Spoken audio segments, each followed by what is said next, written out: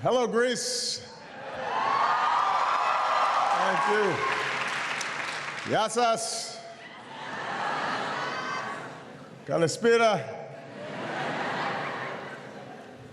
To the government and the people of Greece, including Prime Minister Tsipras, who I thank for his partnership and for being here, along with so many young people, the future of Greece, I want to thank you for your warm and generous welcome. As many of you know, this is my final trip overseas as President of the United States. And I was determined on my last trip to come to Greece, partly because I've heard about the legendary hospitality of the Greek people, your philoxenia,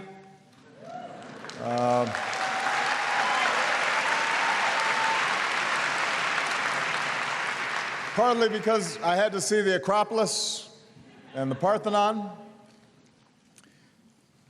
but also because I came here with gratitude for all that Greece, this small, great world, has given to humanity through the ages. Our hearts have been moved by the tragedies of Aeschylus and Euripides. Our minds have been opened by the histories of Herodotus and Thucydides. Our understanding of the world and our place in it has been expanded by Socrates and Aristotle. In the United States, we're especially grateful for the friendship of so many proud Greek Americans. In my hometown of Chicago, you can find them in Greektown with their fustanellas. And together we've celebrated Greek Independence Day at the White House. We've had some spanakopita and some ouzo. Greek Americans have worn the uniform to keep our country free. Greek Americans have marched with Dr. Martin Luther King Jr. to make us more just. Greek or American, we're all cheering for Giannis Antetokounmpo,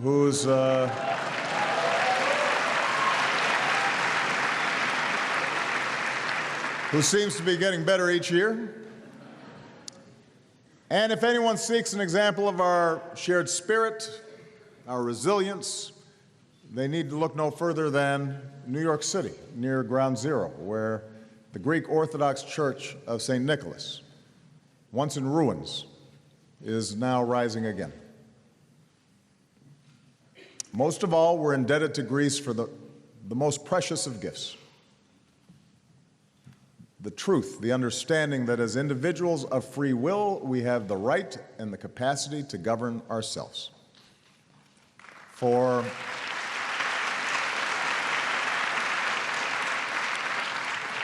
it was here, 25 centuries ago, in the rocky hills of this city, that a new idea emerged. Demokratia. Kratos.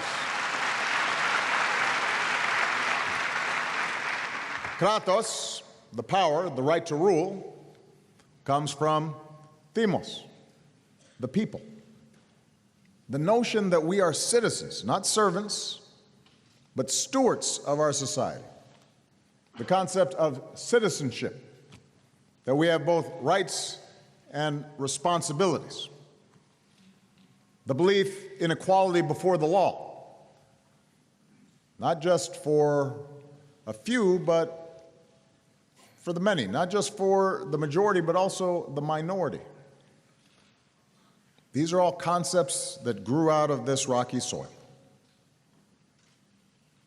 Of course, the earliest forms of democracy here in Athens were far from perfect, just as the early forms of democracy in the United States were far from perfect.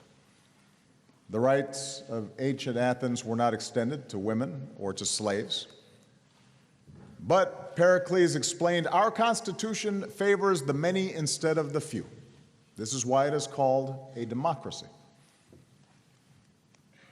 Athenians also knew that however noble, ideas alone were not enough. To have meaning, principles must be enshrined in laws and protected by institutions and advanced through civic participation. And so they gathered in a great assembly to debate and decide affairs of state, each citizen with the right to speak, casting their vote with a show of hands or choosing a pebble, white for yes, black for no. Laws were etched in stone for all to see and abide by. Courts with citizen jurors upheld that rule of law. Politicians weren't always happy because sometimes the stones could be used to ostracize, banish those who did not behave themselves. But across the millennia that followed, different views of power and governance have often prevailed. Throughout human history, there have been those who argue that people cannot handle democracy, that they cannot handle self-determination. They need to be told what to do. A ruler has to maintain order through violence or coercion or an iron fist. There's been a different concept of government that says might makes right, or that unchecked power can be passed through bloodlines. There's been the belief that some are superior by virtue of race or faith or ethnicity. And those beliefs so often have been used to justify conquest and exploitation and war. But through all this history, the flame first lit here in Athens never died. It was ultimately nurtured by a great enlightenment. It was fanned by America's founders, who declared that we, the people, shall rule, that all men are created equal and endowed by our Creator with certain inalienable rights.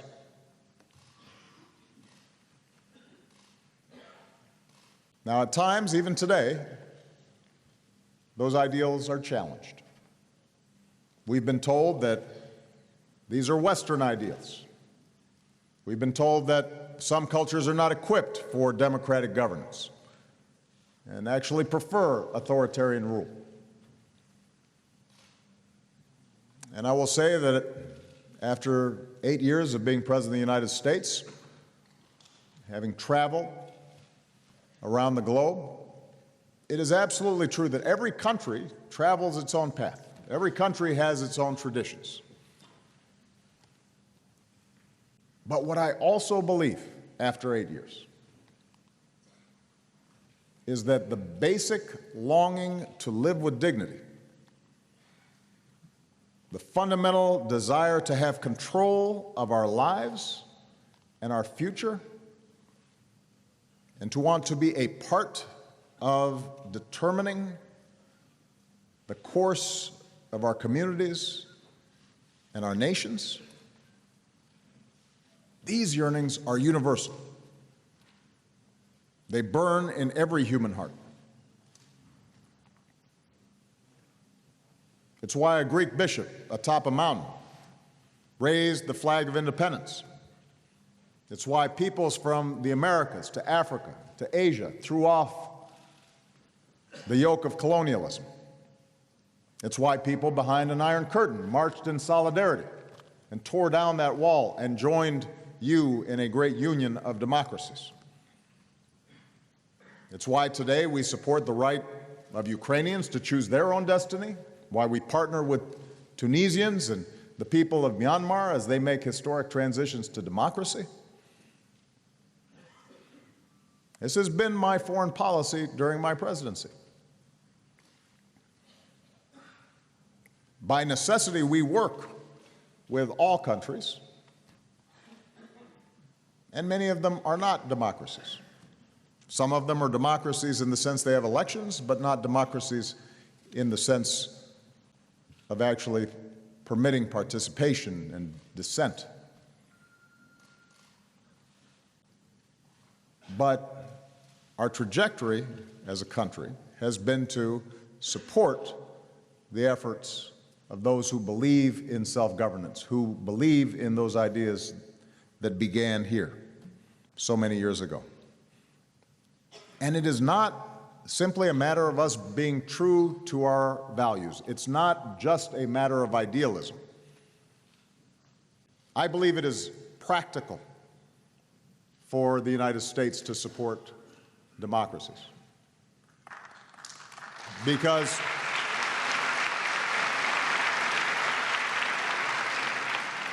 history shows us that countries with democratic governance tend to be more just and more stable and more successful. Open democratic societies can deliver more prosperity because when people are free to think for themselves and share ideas and discover and create, the young people who are here, what they're able to do through the internet and technology, that's when innovation is unleashed, when economies truly flourish. That's when new products and new services and new ideas wash through an economy. In contrast to regimes that rule by coercion, democracies are rooted in consent of the governed. Citizens know that there's a path for peaceful change, including the moral force of nonviolence. And that brings a stability that so often can facilitate economic growth. The history of the past 2 centuries indicates that democracies are less likely to fight wars among themselves. So more democracy is good for the people of the world, but it's also good for our national security, which is why America's closest friends are democracies, like Greece. It's why we stand together in NATO, an alliance of democracies. In recent years, we've made historic investments in NATO, increased America's presence in Europe, and today's NATO, the world's greatest alliance, is as strong and as ready as it's ever been. And I am confident that just as America's commitment to the transatlantic alliance has endured for 7 decades, whether it's been under a Democratic or Republican administration, that commitment will continue, including our pledge and our treaty obligation to defend every ally. Our democracies show that we're stronger than terrorists and fundamentalists and absolutists who can't tolerate difference, can't tolerate ideas that vary from their own, who try to change people's way of life through violence and would make us betray or shrink from our values. Democracy is stronger than organizations like ISIL. Because our democracies are inclusive, we're able to welcome people and refugees in need to our countries. And nowhere have we seen that compassion more evident than here in Greece.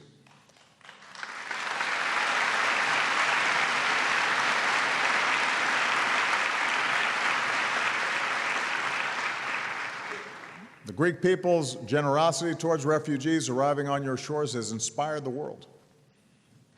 That doesn't mean that you should be left on your own. And only a truly collective response by Europe and the world can ensure that these desperate people receive the support that they need.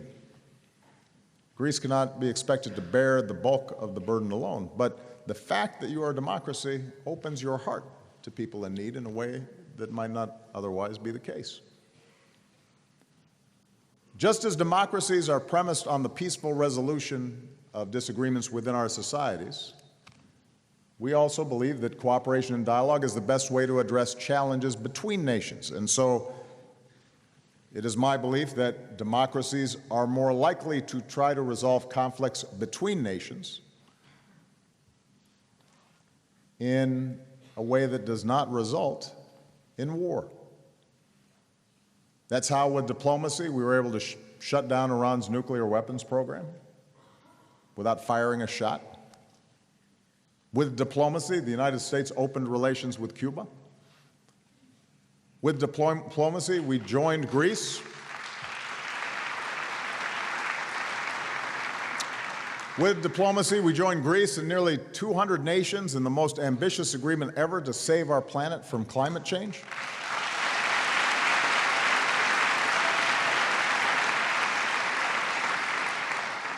And speaking of climate change, I would point out that there is a connection between democracy and science. The premise of science is that we observe and we test our hypotheses, our ideas. We base decisions on facts, not superstition, not what our ideology tells us, but rather what we can observe. And at a time when the globe is shrinking and more we are going to have to take collective action to deal with problems like climate change, the presence of a democratic debate allows this science to flourish and to shape our collective responses. Now, democracy, like all human institutions, is imperfect. It can be slow. It can be frustrating. It can be hard. It can be messy.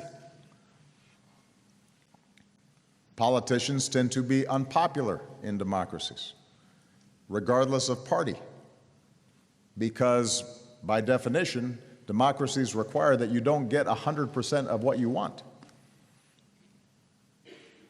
It requires compromise.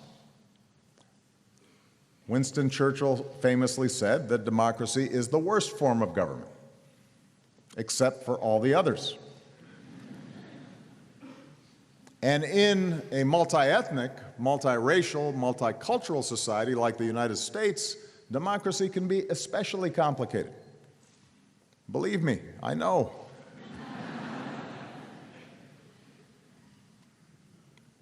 But it is better than the alternatives, because it allows us to peacefully work through our differences and move closer to our ideals. It allows us to test new ideas, and it allows us to correct for mistakes. Any action by a president or any result of an election or any legislation that has proven flawed can be corrected through the process of democracy. And throughout our history, it's how we have come to see that all people are created equal, even though when we were founded, that was not the case. We could work to expand the rights that were established in our founding to African Americans and to women, to Americans with disabilities, to Native Americans. Why all Americans now have the freedom to marry the person they love.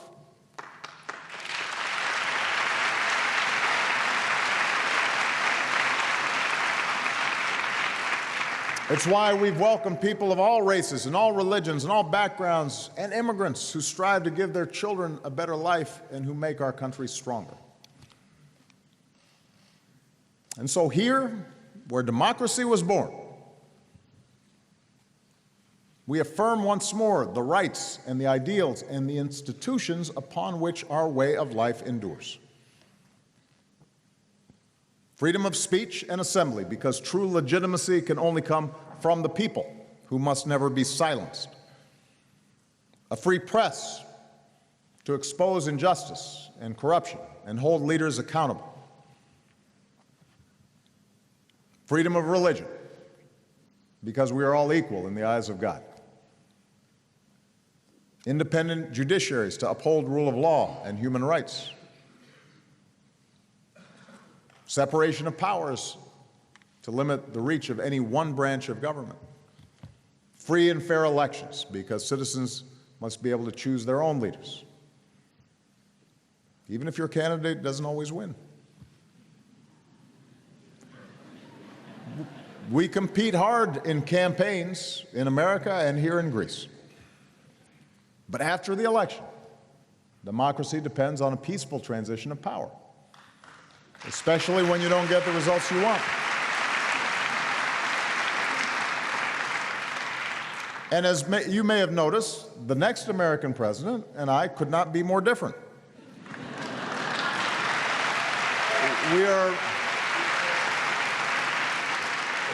We have very different points of view, but American democracy is bigger than any one person. And that's why we have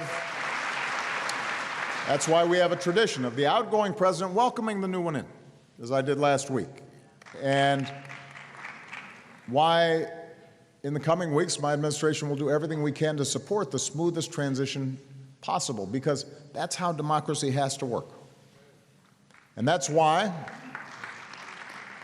as hard as it can be sometimes, it's important for young people in particular, who are just now becoming involved in the lives of their countries, to understand that progress follows a winding path, sometimes forward, sometimes back. But as long as we retain our faith in democracy, as long as we retain our faith in the people, as long as we don't waver from those central principles that ensure a lively, open debate, then our future will be okay, because it remains the most effective form of government ever devised by man. It is true, of course, over the last several years that we've seen democracies faced with serious challenges. And I want to mention two that have an impact here in Greece, have an impact in the United States, and are having an impact around the world. The first involves the paradox of a modern global economy. The same forces of globalization and technology and integration that have delivered so much progress, have created so much wealth, have also revealed deep fault lines. Around the world, integration and closer cooperation and greater trade and commerce and the internet all have improved the lives of billions of people, lifted families from extreme poverty, cured diseases, helped people live longer, gave them more access to education and opportunity than at any time in human history. I've often said to young people in the United States, if you had to choose a moment in history to be born and you did not know ahead of time who you would be, you didn't know whether you were going to be born into a wealthy family or a poor family, what country you'd be born, whether you were going to be a man or a woman. If you had to choose blindly what moment you'd want to be born, you'd choose now.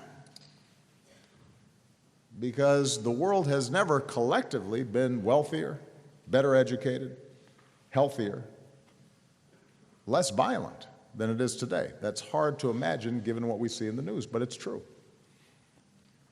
And a lot of that has to do with the developments of an integrated global economy. But trends underway for decades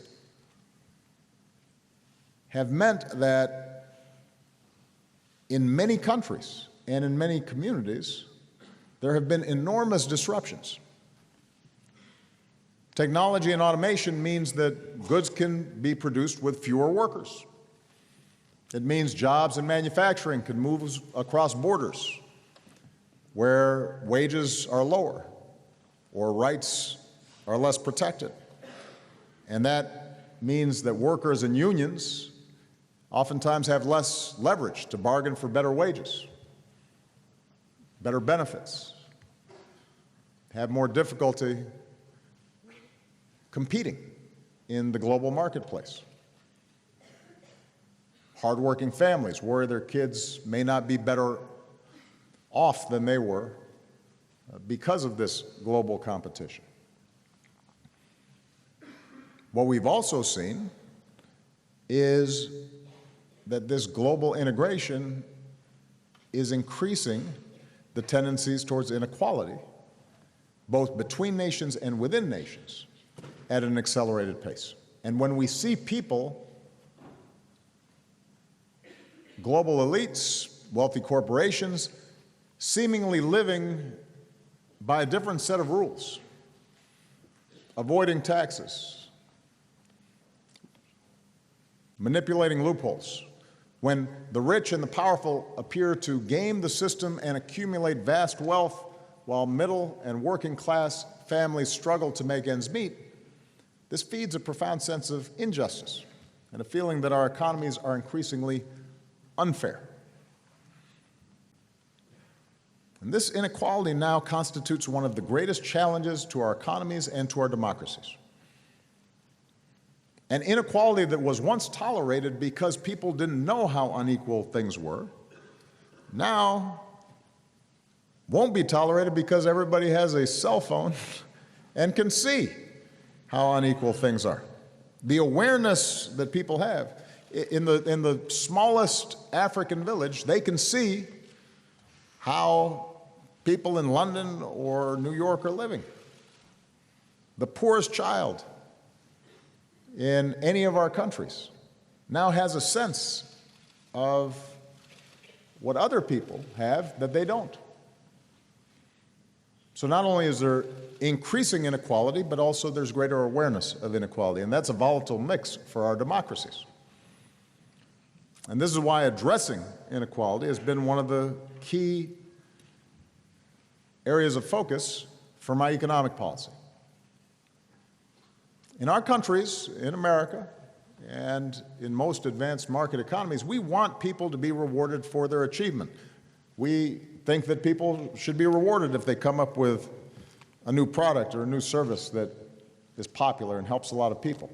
But when a CEO of a company now makes more money in a single day than a typical worker does in an entire year, when it's harder for workers to climb their way up the economic ladder, when they see a factory close that used to support an entire city or town, that fuels the feeling that globalization only benefits those at the top. And the reaction can drag down a country's growth and make recessions more likely. It can also lead to politics that create an unhealthy competition between countries. Rather than a win-win situation, people perceive that if you're winning, I'm losing. And barriers come up and walls come up. And in advanced economies, there are at times movements from both the left and the right to put a stop to integration and to push back against technology and to try to bring back jobs and industries that have been disappearing for decades. So this impulse to pull back from a globalized world is understandable. If people feel that they're losing control of their future, they will push back. We have seen it here in Greece, we've seen it across Europe, we've seen it in the United States, we saw it in the vote in Britain to leave the EU. But given the nature of technology, it is my assertion that it's not possible to cut ourselves off from one another. We now are living in a global supply chain. Our growth comes through innovation and ideas that are crossing borders all the time. The jobs of tomorrow will inevitably be different from the jobs of the past. So we can't look backwards for answers. We have to look forward. We cannot sever the connections that have enabled so much progress and so much wealth, for when competition for resources is perceived as zero-sum, we put ourselves on the path to conflict, both within countries and between countries. So I firmly believe that the best hope for human progress remains open markets combined with democracy and human rights. But I have argued that the current path of globalization demands a course correction. In the years and decades ahead, our countries have to make sure that the benefits of an integrated global economy are more broadly shared by more people, and that the negative impacts are squarely addressed. And we know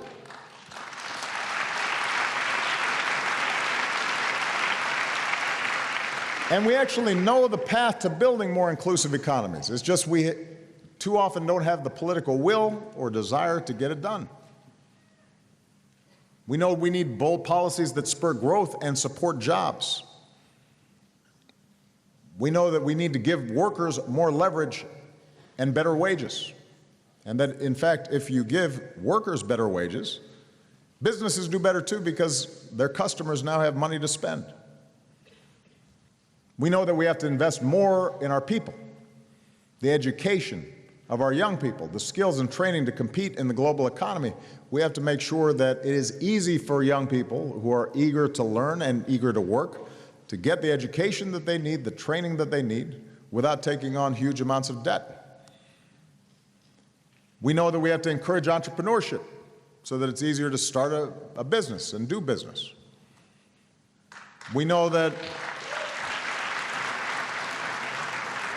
we have to strengthen the social compact so that the safety net that is available for people, including quality health care and retirement benefits, are there even if people aren't working in the same job for 30 years or 40 years or 50 years. We have to modernize our infrastructure, which will put people back to work. We have to commit to the science and research and development that sparks new industries. In our trading relationships, we have to make sure that trade works for us and not against us, and that means insisting on high standards in all countries to support jobs, strong protections for workers, strong protections for the environment, so that even as we freely trade, people and workers in all countries see the benefits of trade in their own lives, not just benefits for the bottom line of large multinational corporations.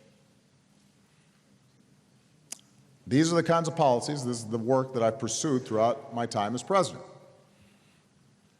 Keep in mind, I took office in the midst of the worst crisis since the Great Depression. And we pursued a recovery that has been shared now by the vast majority of Americans. We put people back to work building bridges and roads. We passed tax cuts for the middle class. We asked the wealthiest Americans to pay a little more taxes, their fair share. We intervened to save our auto industry, but insisted that the auto industry become more energy efficient and produce better cars that reduce pollution. We put in place policies to help students with loans and protect consumers from fraud. We passed the strongest Wall Street reforms in history so that the excesses and abuses that triggered the global financial crisis never happen again, or at least don't start on Wall Street. And today our businesses have created more than 15 million new jobs.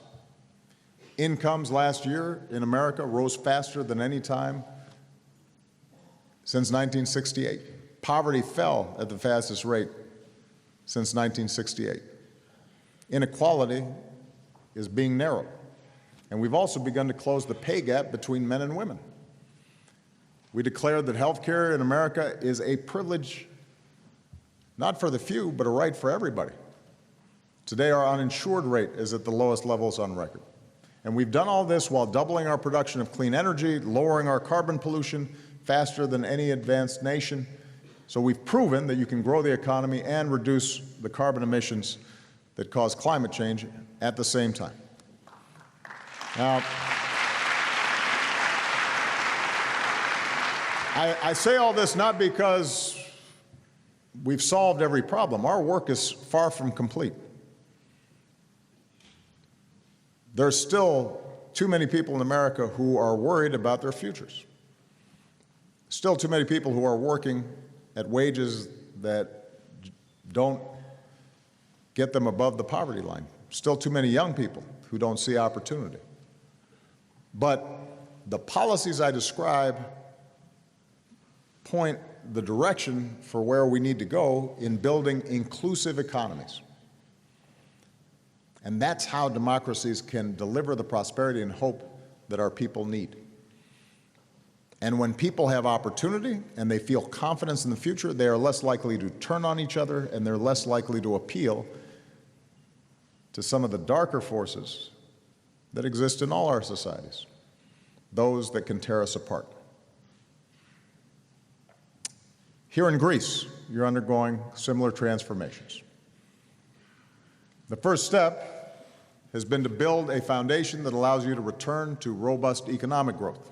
And we don't need to recount all the causes of the economic crisis here in Greece. If we're honest, we can acknowledge that it was a mix of both internal and external forces. The Greek economy and the levels of debt had become unsustainable. And in this global economy, investment and jobs flow to countries where governments are efficient, not bloated, where the rules are clear. To stay competitive, to attract investment that creates jobs, Greece had to start a reform process. Of course, the world, I don't think, fully appreciates the extraordinary pain these reforms have involved, or the tremendous sacrifices that you, the Greek people, have made. I've been aware of it, and I've been proud of all that my administration has done to try to support Greece in these efforts.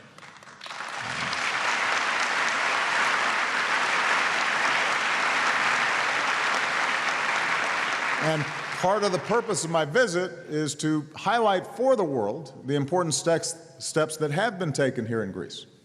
Today, the budget is back in surplus. Parliament passed reforms to make the economy more competitive.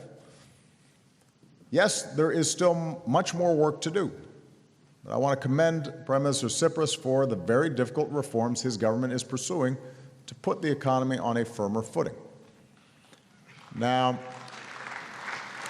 as Greece works to attract more investment and to prevent old imbalances from reemerging and to put your economy on a stronger foundation, you'll continue to have the full support of the United States.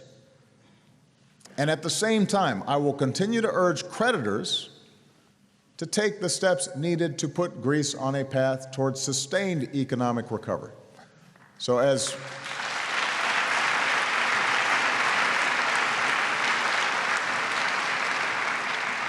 Greece continues to implement reforms, the IMF has said that debt relief will be crucial to get Greece back to growth. They are right. It is important because if reforms here are going to be sustained, people need to see hope and they need to see progress, and the young people who are in attendance here today and all across the country need to know there is a future.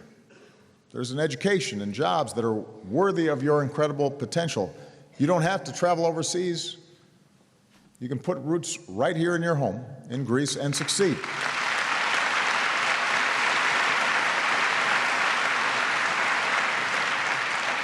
And I'm confident that if you stay the course, as hard as it has been, Greece will see brighter days.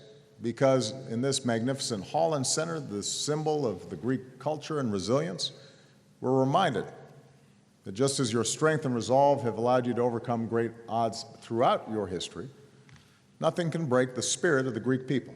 You will overcome this period of challenge, just as you have other challenges in the past. So economics is something that will be central to preserving our democracies. When our economies don't work, our democracies become distorted and in some cases break down. But this brings me to another pressing challenge that our democracies face. How do we ensure that our diverse, multicultural, multiracial, multireligious world and our diverse nations uphold both the rights of individuals and a fundamental civic adherence to a common creed that binds us together? Democracy is simplest where everybody thinks alike, looks alike, eats the same food, worships the same God. Democracy becomes more difficult when there are people coming from a variety of backgrounds and trying to live together. In our globalized world, with the migration of people and the rapid movement of ideas and cultures and traditions, we see increasingly this blend of forces mixing together in ways that often enrich our societies, but also cause tensions. In the information age, the unprecedented exchange of information can also accentuate differences or seem to threaten cherished ways of life. It used to be that you might not know how people in another part of your country or in the cities versus the countryside were living. Now everybody knows how everybody's living, and everybody can feel threatened sometimes if people don't do things exactly the way they do things, and they start asking themselves questions about their own identity. And it can create a volatile politics. Faced with this new reality, where cultures clash, it's inevitable that some will seek a comfort in nationalism or tribe or ethnicity or sect. In countries that are held together by borders that were drawn by colonial powers, including many countries in the Middle East and in Africa, it can be tempting to fall back on the perceived safety of enclaves and tribal divisions. In a world of widening inequality, there's a growing suspicion or even disdain for elites and institutions that seem remote from the daily lives of ordinary people. What an irony it is. At a time when we can reach out to people in the most remote corners of the planet, so many citizens feel disconnected from their own governments. So just as we have to have an inclusive economic strategy, we have to have an inclusive political and cultural strategy. In all of our capitals, we have to keep making government more open, more efficient, more effective in responding to the daily needs of citizens. Governing institutions, whether in Athens, Brussels, London, Washington, have to be responsive to the concerns of citizens. People have to know that they're being heard. Here in Europe, even with today's challenges, I believe that by virtue of the progress it has delivered over the decades, the stability it has provided, the security it's reinforced, that European integration and the European Union remains one of the great political and economic achievements of human history. And today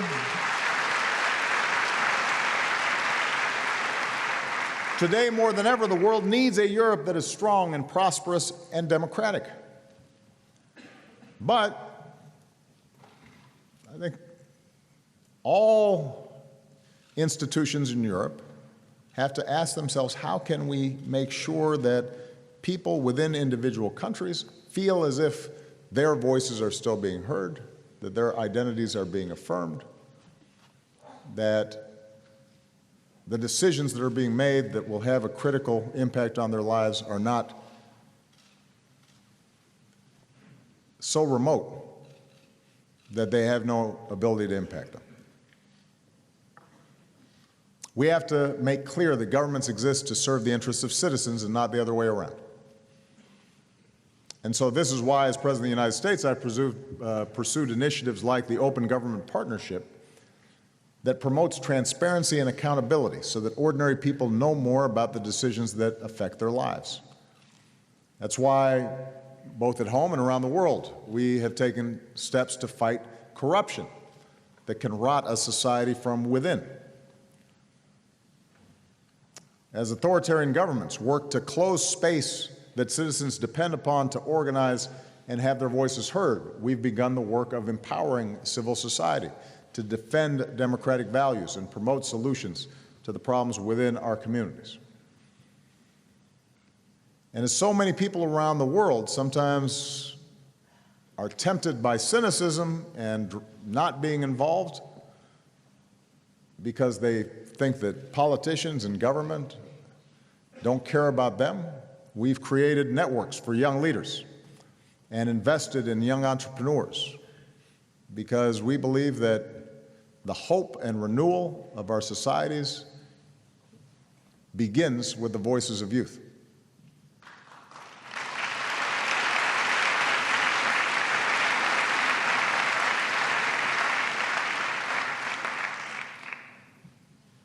closing, our globalized world is passing through a time of profound change. Yes, there is uncertainty and there is unease, and none of us can know the future. History does not move in a straight line. Civil rights in America did not move in a straight line. Democracy in Greece did not move in a straight line. The evolution of a unified Europe certainly has not moved in a straight line. And progress is never guaranteed. Progress has to be earned by every generation. But I believe history gives us hope. 25 centuries after Athens first pointed the way, 250 years after the beginning of the great American journey, my faith and my confidence, my certainty in our democratic ideals and universal values remain undiminished. I believe more strongly than ever that Dr. King was right when he said that the arc of the moral universe is long, but it bends towards justice. But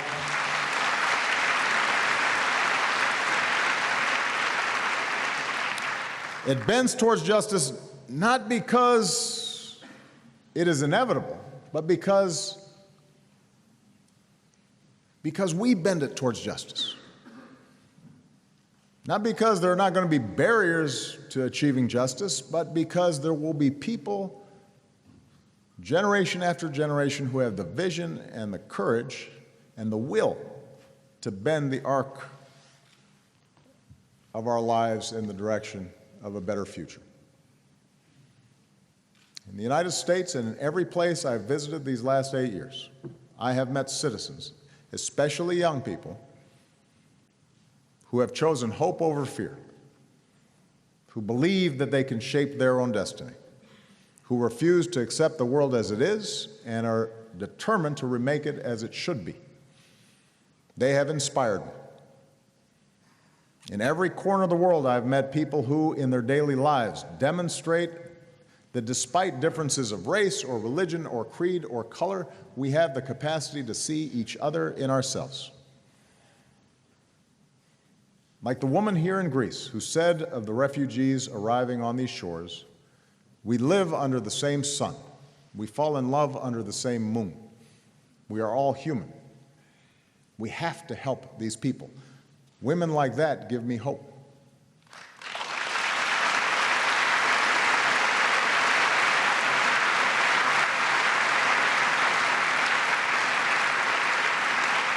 In all of our communities, in all of our countries, I still believe there's more of what Greeks call philotimo, love and respect and kindness for family and community and country, and a sense that we're all in this together with obligations to each other. Philotimo. I see it every day, and that gives me hope.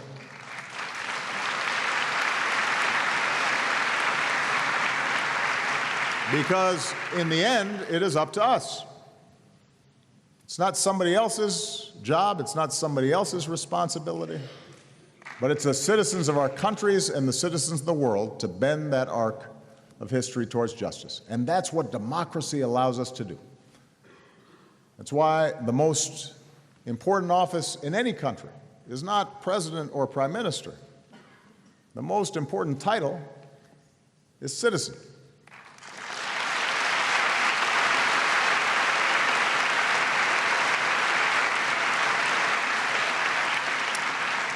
And in all of our nations, it will always be our citizens who decide the kind of countries we will be, the ideals that we will reach for, the values that will define us. In this great, imperfect, but necessary system of self-government, power and progress will always come from the demos, from we the people.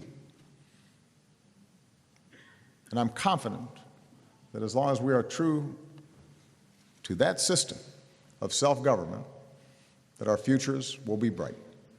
Thank you very much. Zito, η Ελλάς.